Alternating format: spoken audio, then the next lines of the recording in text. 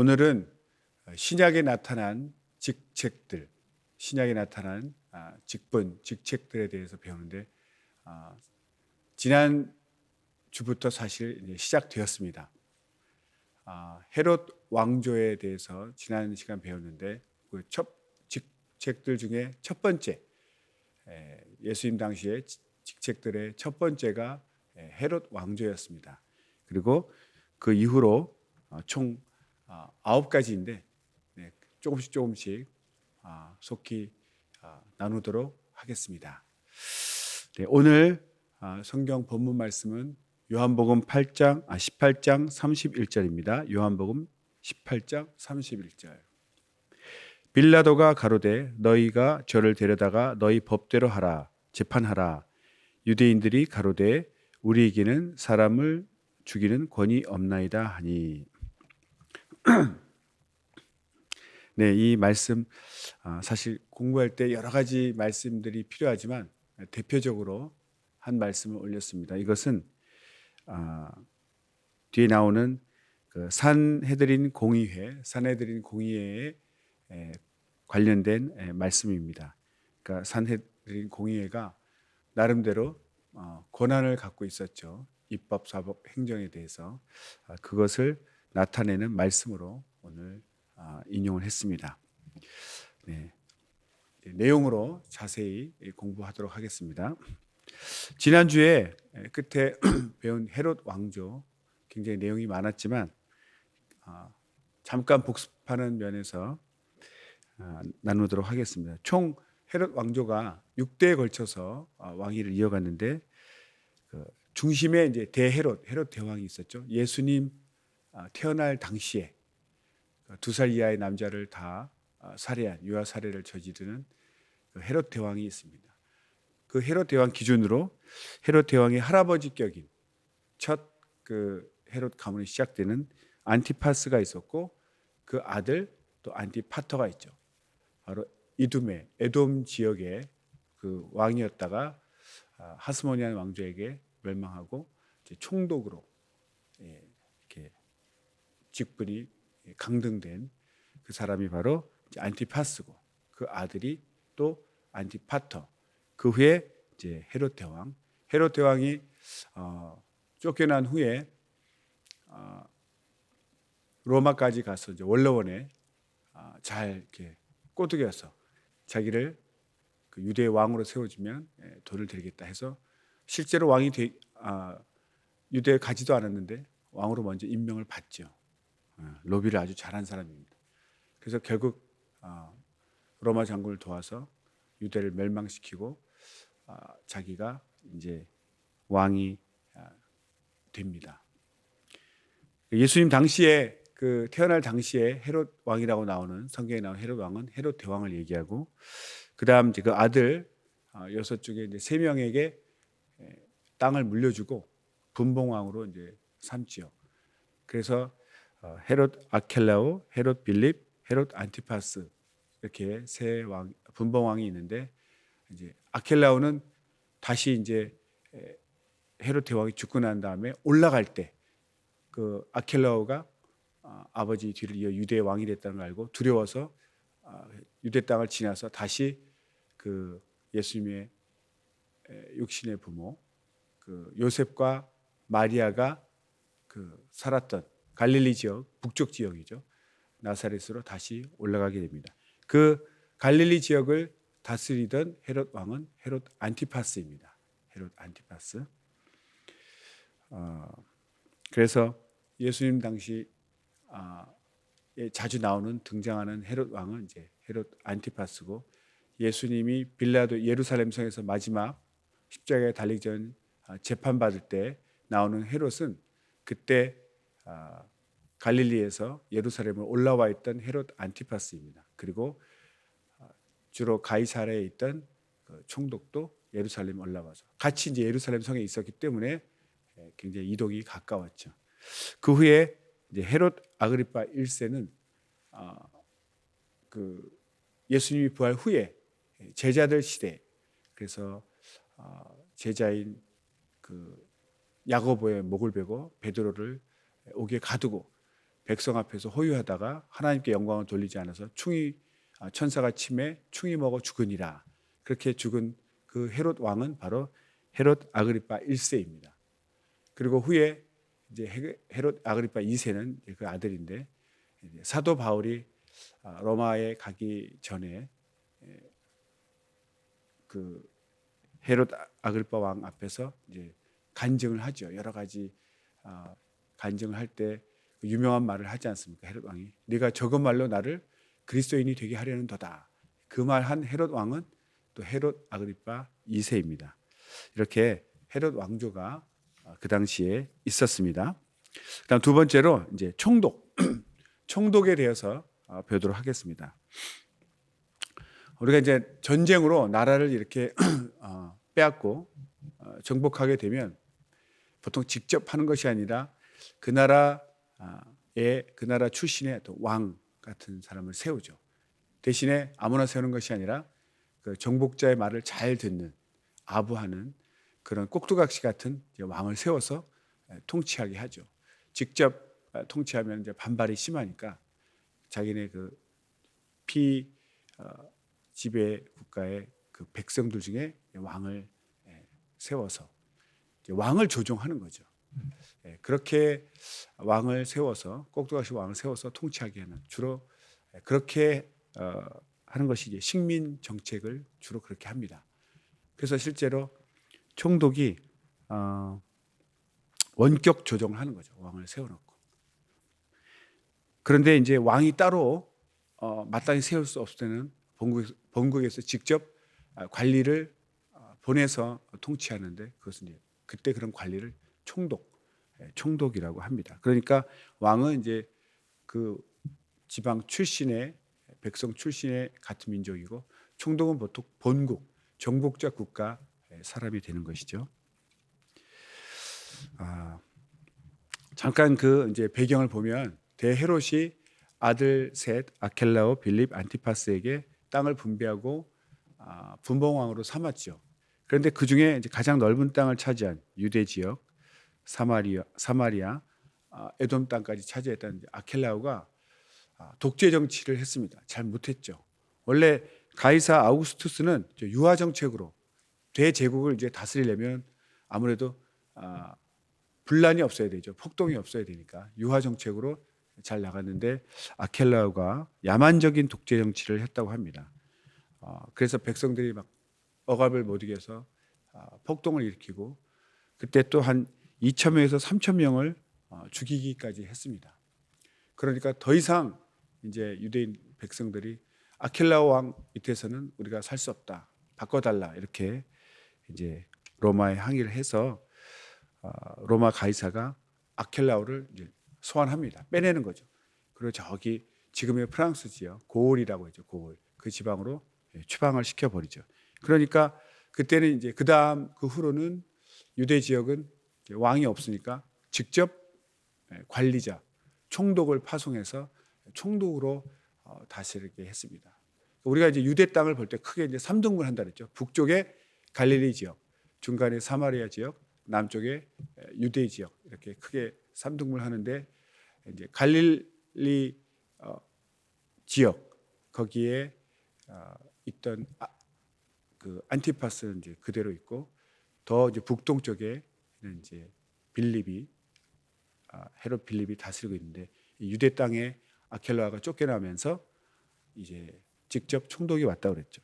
그래서 총독이 계속 오는데, 첫째 이제 총독은 이제 코포니우스, 둘째는 마르쿠스 얀비블루스, 세 번째는 아니우스 루푸스, 네 번째가 이제 발레리우스 그라투스를 거쳐서 드디어 우리가 잘 아는 이제 빌라도가 5대 총독입니다.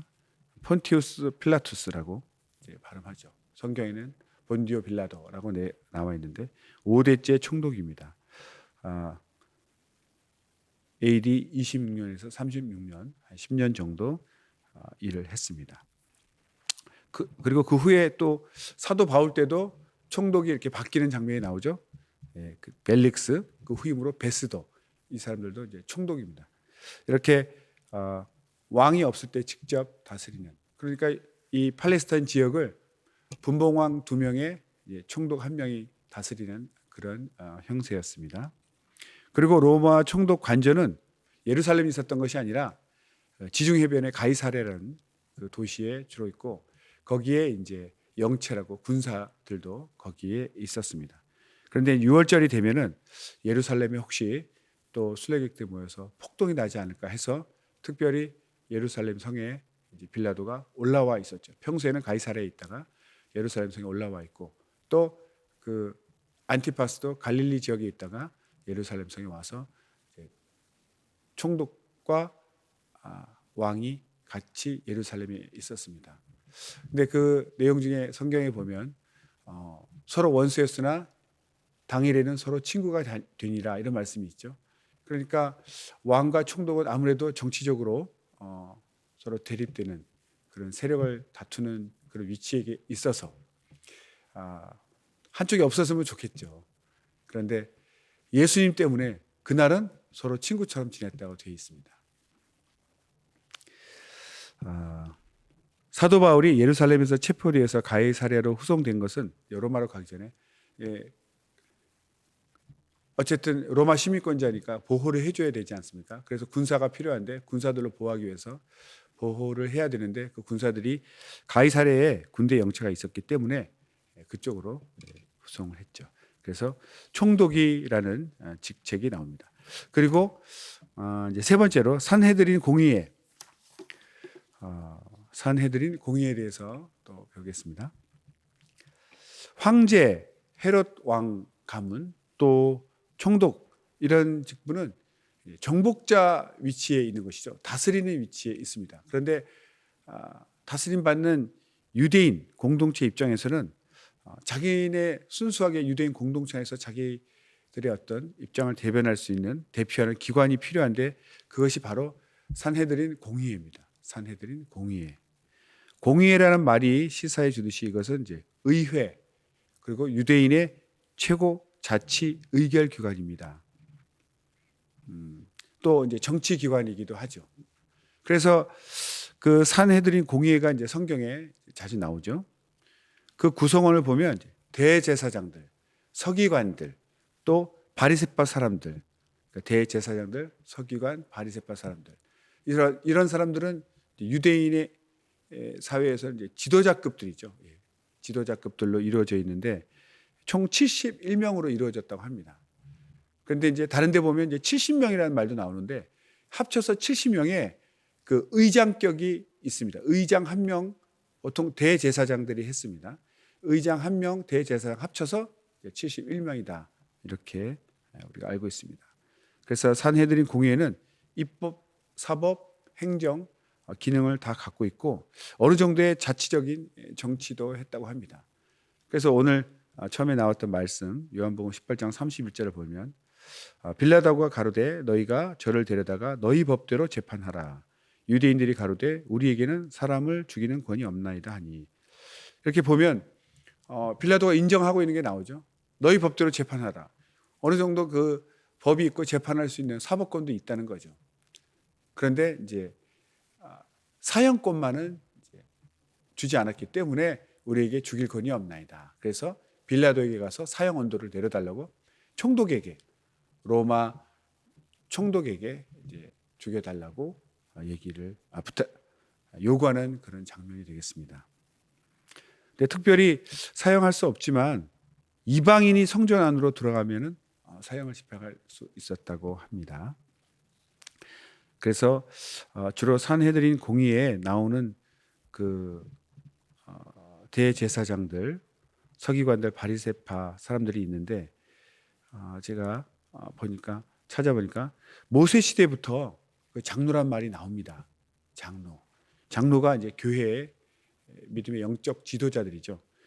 100부장, 50부장 이런 말이 나오고 여호수아 사사기 지나면서 계속 백성의 대표로 활동하고 그 장로들이 다른 말로 귀인들, 방백들 이런 표현을 쓰는데 결국 그것이 이어져서 산헤드린 공의회가 되었다. 이렇게 학자들은 보고 있습니다.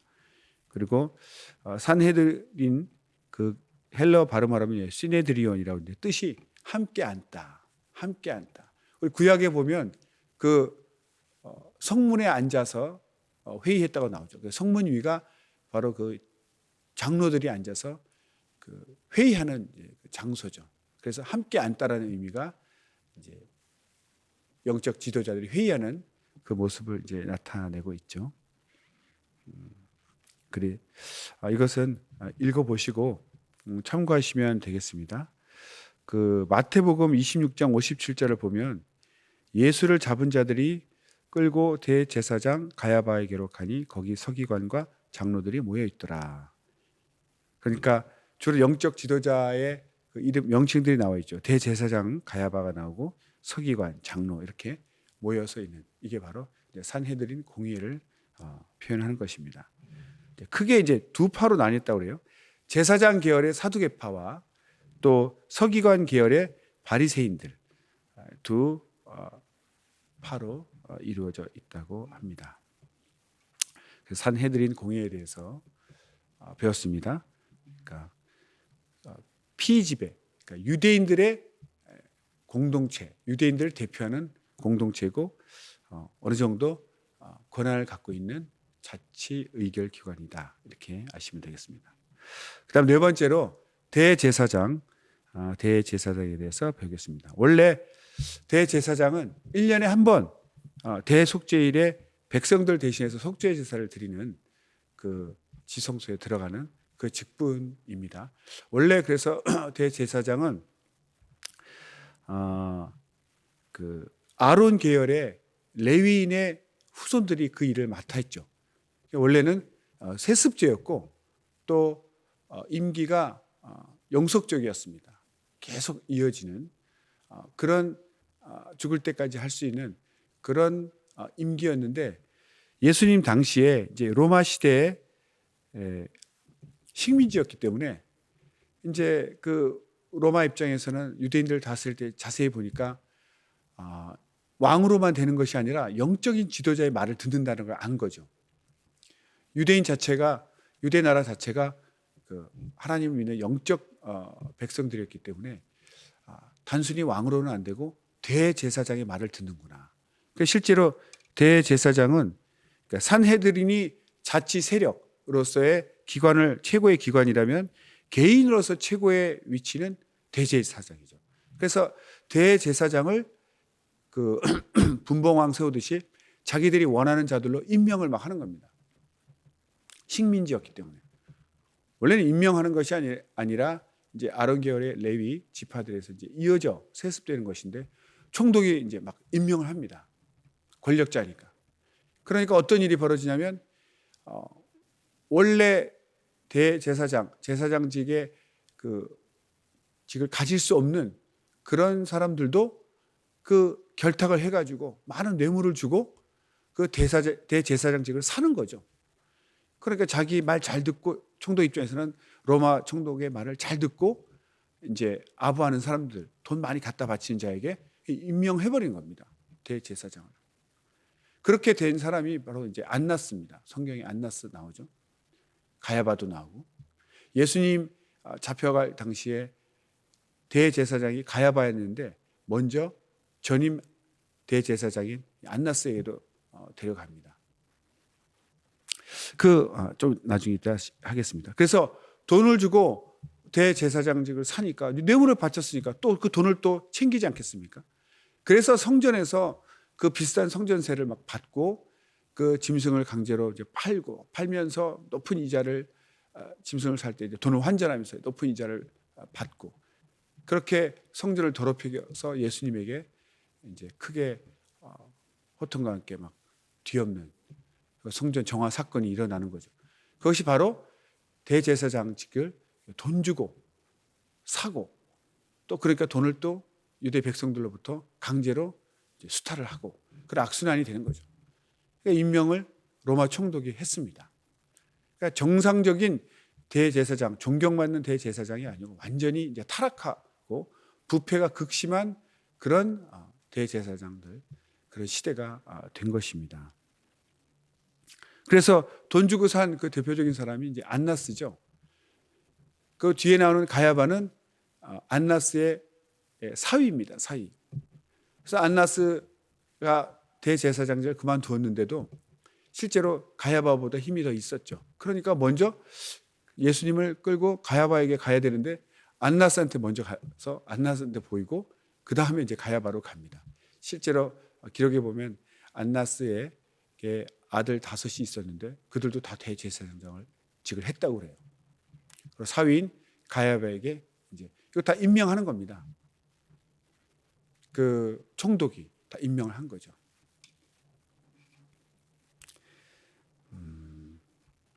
그 안나스에 대해서 조금 이제 찾아봤습니다. AD 6년에 이제 수리아의 통치자였던 퀴리니우스, 구레니오라고 성경에 나오죠. 구레니오가 임명을 한 사람이에요. 그런데 AD 15년에 유대 총독 그라투스, 빌라도 바로 직전 4대 총독이 그라투스라고 나오죠. 그라투스에서 또 면직되었어요. 그리고 그라투스가 바로 그 안나스의 사위인 가야바를 새로 이렇게 세웁니다. 그러니까 이제 통치자 입장에서는 전임자에게 세워진 사람은 이게 자기 말을 잘 안 듣죠. 그러니까 말을 잘 들으면 계속 가겠지만 말을 안 들으면은 면직시켜 버리고 자기 말을 잘 듣는 자로 다시 세웁니다. 그러니까 자기에게 임명한 자에게는 말을 잘 듣죠. 그러니까 전임자 다른 사람에게 세워진 사람을 말 잘 안 들을 때 이제 안나스를 내리고 자기 말 잘 듣는 이제 또 가야바를 이렇게 임명을 한 것입니다. 이렇게 대제사장 하면 원래 그 고유 직분, 백성들에게 영적인 지도자 중에 최고의 직분임에도 불구하고 예수님 당시에는 로마가 총독이 임명하는 것 때문에 아주 타락한 대제사장, 뇌물을 바치고 자격 없는 자들이 막 그 대제사장 직분을 사는 그런 타락과 부패의 극치였다고 아시면 되겠습니다. 그 다음 5번째, 서기관, 율법사, 랍비 이런 또 직분들이 나옵니다. 팔레스타인 땅 본국의 유대인들은 이제 성전에서 하나님 앞에 제사를 드렸는데 이제 세계로 흩어진 디아스포라는 그런 성전이 없으니까 회당을 만들어서 회당에서 제사는 비록 드릴 수 없었지만 율법을 연구하고 율법을 가르쳐서 그 유대인의 정신과 정체성을 계속 이어져 나가는 일들을 했습니다. 그것이 이제 나중에는 팔레스타인 땅 안에도 많이 세워져서 교육기관이 되고 지금은 전 세계로 퍼져서 정통 유대인들은 그 회당을 중심으로 계속 교육하고 있습니다. 그래서 이제 율법을 그 시대에 맞게끔 쉽게 해석해주고 또 적용할 수 있는 그런 해석할 수 있는 그런 자들이 필요했는데 그 일들을 하는 사람들을 이제 서기관, 율법교사, 지혜교사, 랍비라고 불렀던 것입니다. 실제로 이제 모세 시절에 기록된 모세오경이니까 그 몇천 년 이제 지난 후에 우리 시대에 어떻게 맞게 할 것인가 이렇게 해석을 하겠죠. 그래서 어떤 사람들은 이제 요즘 목사들이 그 2000년 전 성경, 3000년 전 성경을 지금 시대에 맞게끔 이제 해석하지 않습니까? 풀이 그런 비유로도 설명합니다. 그래서 그 당시에 이제 예를 들면은 안식일에 일하지 말라 그랬는데 그럼 걷는 것도 일하는 거 아니냐? 그랬더니 2km 정도 걷는 것은 지금으로 따지면 괜찮다. 뭐 이렇게 또 해석을 해주고 또 굉장히 이제 정결케 하는 씻는 거 굉장히 중요하게 여기는데 씻을 때는 팔꿈치까지 씻어야 된다. 또 이렇게 해석을 해줬다고 합니다. 점점점 이제 늘어나는 거죠. 자세한 것으로. 이제 율법을 연구하고 명상하고 구체적으로 삶에 적용하는 일들을 서기관이나 율법사들이 했습니다. 또 서기관들은 이제 공적인 자료들을 기록하고 이제 필사하는 그래서 이제 서기관이라고 하는 거죠. 서기관들은 신학자, 법률가로서 이제 성경을 잘 아니까 율법을 아니까 신학자, 법률가로서의 직무도 행했고 일부는 산헤드린의 회원이기도 했습니다. 이렇게 나옵니다. 그다음 이제 6번째 바리새파. 바리새파 유명하죠. 예수님 당시에 공생의 기간 동안 가장 많이 예수님의 사역에 관련된 사람들, 자주 등장하는 사람들이 이제 바리새파 사람들이죠. 그들의 특징은 스스로 거룩하게 생각하고 또 의식 부정한 것을 굉장히 엄격하게 구별했습니다. 그래서 사두개인들과 달리 그 어원이 정확치 않아요. 출처가. 그러나 그 뜻은 분리되다, 구별되다. 그러니까 더러운 것으로부터 완전히 분리돼서 거룩한 자로서 스스로를 그렇게 생각했기 때문에 바리새파라고 불렀죠. 그래서 분리되다, 구별되다 그런 의미를 갖고 있었습니다. 그러니까 정결 예식, 또 먹는 법, 안식일 계명 이런 것을 굉장히 엄격하게 지켰습니다. 그러니까 비록 예수님으로부터는 이제 외식하는 마음은 아니지만 겉으로 믿는 행위를 보였기 때문에 외식자라고 야단을 맞았지만 어쨌든 유대인 백성들에게는 엄격하게 그들이 율법을 지켰기 때문에 굉장히 이제 존경받는, 인정받는 그런 집단이었습니다. 또 그 당시에 제사장들이 타락했다는 것 아까 설명했죠. 그 제사장 가문이 타락한 것을 알기 때문에 오히려 바리새파 사람들이 더 백성들로부터는 인정받고 있었죠. 그래서 바리새인들은 민중이라는 세력을 항상 등에 업고 있어서 힘이 있었습니다. 그들은 정치적인 면보다 종교적인 면에서 더 인정받는 그룹이었습니다.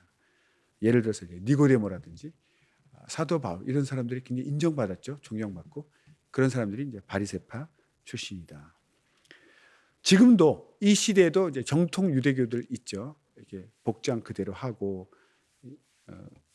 그 토요일 되면 회당에 가서 모이는 그런 어떤 완전 옛날 시대에 그대로 이렇게 지켜오는 엄격한 정통 유대교인들이 있는데 이들이 바로 이제 지금까지 이어진 바리새파들이다.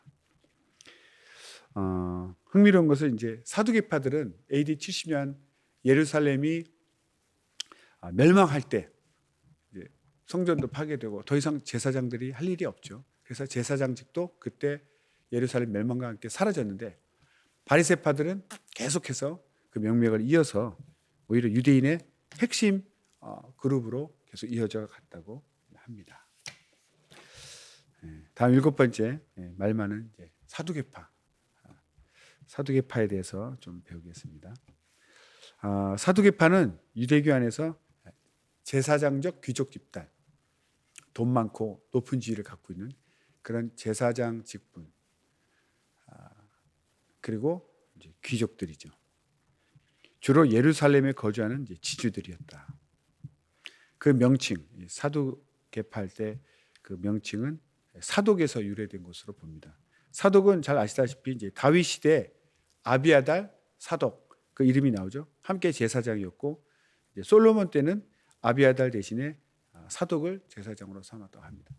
그때 나온 사독 이름을 쭉 제사장 이름을 이어서 자기들이 이제 사독의 후손이다 이런 뜻으로 사두개파 이렇게 이름을 지었습니다.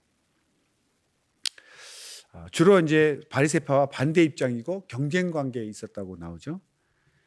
그래서 그들은 성경에 나오죠. 육체의 부활을 믿지 않습니다. 그래서 예수님 말씀을 잘 이해를 못했죠. 그리고 천사와 영의 존재, 영적 존재도 부인했죠. 사도 바울이 이제 지혜를 써서 이렇게 바리새파하고 사두개인이 이렇게 같이 있는 걸 알고 자기가 이제 바리새파라는 것을 이제 증명합니다. 자기는 부활도 믿고 천사도 믿고 그런 얘기하니까 바리새인들이 저 바울은 우리 바리새파구나. 그러니까 갑자기 막 이제 같은 편인 거 알고 옹호를 하죠. 보호를 합니다. 그래서 이제 무사히 빠져나오는 그런 성경 내용이 있습니다. 그러나 이제 그들은 지혜를 추구하는 철학 교사들과 논쟁하는 것을 이제 미덕으로 삼고 그 일을 계속 행했다고 합니다. 그 다음에 열심당, 셀롯 당이라고도 하는데 셀롯인 시몬 이렇게 표기된 것처럼 그 열심이라고 영어로는 이제 질이라고 그러는데요. 열심이라는 것이 그때 유대인 그 예수님 당시에 많이 이제 퍼져 있던 중요한 단어였습니다. 나름 이제 열심으로 그 독립운동도 하고 유대인의 그 믿음을 신앙을 지켜나가려 했던 그 열심 있는 사람들, 그 열심이란 단어가 굉장히 유행했는데 그것을 이제 영어 음역으로 하면 이제 셀롯이 되는 거죠. 그래서 열심당 뜻으로 하면 이제 열심당, 발음으로 하면 이제 셀롯당 이렇게도 합니다. 그래서 종교적인 당파가 아니라 열성적 민족주의 집단이다 이렇게 보고 있습니다. 그 시작은 이제 마카비 활동에 기원을 둡니다. 근데 조금 특이한 것은 요세푸스 같은 이제 역사가들은 좀 안 좋게 뭐 강도들, 산적들 이렇게 표현했다고도 합니다. 그러나 이제 그들은 특징이 맹렬한 반로마주의, 독립을 쟁취해야 된다 해서 그 지배하고 있던 반로마주의자고 또 거기 로마의 아부하고 함께 결탁해서 타락한 그런 유대 종교 지도자들, 제 역할을 못하는 기득권 세력에 대해서도 적의를 품고 있었죠. 실제로 그들은 이제 칼을 항상 품고 다녔고, 그래서 이들은 이렇게 타락한 유대인 지도자들을 암살하기도 하는 아주 무시무시한 그런 일들도 벌렸습니다. 나름 신앙에 대한 열정이 있었기 때문에 토라, 모세 율법이죠. 그 토라에 대해서는 아주 목숨을 걸고 헌신했다고 합니다. 그러니까 굉장히 평화주의자적인 것이 아니라 옛날 이제 독립할 때도 보면은 막 암살, 우리도 이제 암살까지 하는 그 열심히 있는 사람도 있지 않습니까? 뭐 외국에서 후원하는 사람도 있지만 그렇게 직접 막 칼을 품고 다닐 정도로 열심히 있는 사람들. 그래서 이제 열심당 또 발음을 따라 이제 열심이라는 뜻의 셀러당. 특징은 맹렬한 반로마주의자 그리고 유대 종교 지도자 기득권 세력에 대해서 적의를 품고 있었다. 이렇게 하면 되겠습니다. 마지막으로 이제 SN파가 있습니다. SNF파라고도 하죠. SN파라고 하는데 이들은 이제 쿰란 공동체라고 합니다. 쿰란 공동체. 그 쿰란 그 동굴 있는 그 지역에 따로 이렇게 예루살렘 성을 떠나서 따로 자기들만의 그 신앙을 지키기 위해서 활동을 집단 거주를 했습니다. 바리새인들과 사두개인들이 주로 백성들과 접하고 백성들과 함께하는 대중적인 성격을 갖고 있다면 SN파들은 광야에 은둔하는 수도사적 성격, 그러니까 따로 떨어져서 수도사 같은 생활을 하는 그런 단체입니다. 그래서 그들은 광야에서 따로 공동생활을 했죠. 그래서 어떤 사람은 이 침례 요한이 이제 광야에서 있었기 때문에 혹시 SN파가 아니었는가 이렇게 추측도 합니다. 그리고 그들은 종교 공동체로서 극기하고 금욕적인 생활을 했죠. 굉장히 엄격한 건 사실이지만 이제 따로 떨어져서 생활했다는 것이 이제 특징입니다. 그들이 거주했던 동굴 속에서 많은 문서들이 발견되었죠. 그 중에 중요한 것이 이제 사해사본입니다. 사해사본. 이 사본이 이제 구약 성경의 정확성을 증명하는데 아주 중요한 증거 자료로 쓰였습니다. 그러니까 이제 사본들이 많이 나오고 그걸 봄으로써 이제 파편처럼 흩어져 있던 것들이 이제 모아지니까 이것이 이제 성경이 짜맞춰지고 이제 확증이 되는 거죠. 그렇게 따로 공동체 생활하면서 기록을 많이 남긴 그런 단체가 SNF파가 되겠습니다. 오늘 이제 짧게 한 총 9가지 직분들에 대해서 이제 알아봤습니다. 이렇게 좀 알고 나면 이제 성경 읽을 때 모르면 좀 답답하죠. 이 누군가, 뭐 열심당은 뭐고, 서기관은 뭐고 이런 것을 이제 좀 공부를 하면 이제 이해하기가 좀 이제 쉽겠죠. 잘 읽을 때. 그래서 우리가 이제 이런 배경을 공부함으로써 사실 우리가 예수님 말씀, 예수님을 보지만 그 당시의 사회 구조나 정치 구조 이런 것들을 잘 알 때 이해가 잘 된다는 거죠. 예수님이 물론 주인공이고 초점이지만 왜 빌라도에 갔다가 또 헤로데에게 보냈다가 또 헤롯이 어디서 온 사람인지 뭐 이런 상황들을 이제 공부를 함으로써 이해가 잘 되니까 예수님에 대해서 더 잘 이해하고 왜 왕한테 갔고 총독한테 가고 왜 왕도 있는데 총독도 있고 왜 또 막 죽이라고 했는지 사형을 해달라고 사형 집행권은 없었구나. 그래도 또 빌라도가 너희 법대로 재판하라. 또 어느 정도 그런 재판권이 있었구나. 또 이런 사실들을 이제 알게 되면 성경 훨씬 더 잘 이해하게 됩니다. 네, 오늘은 여기까지 또 하겠습니다. 일주일 동안 이제 자료도 좀 보시고 성경도 많이 읽으시고 예수님 또 말씀 잘 들으시고 은혜 많이 받으시기 바랍니다. 네, 기도하겠습니다.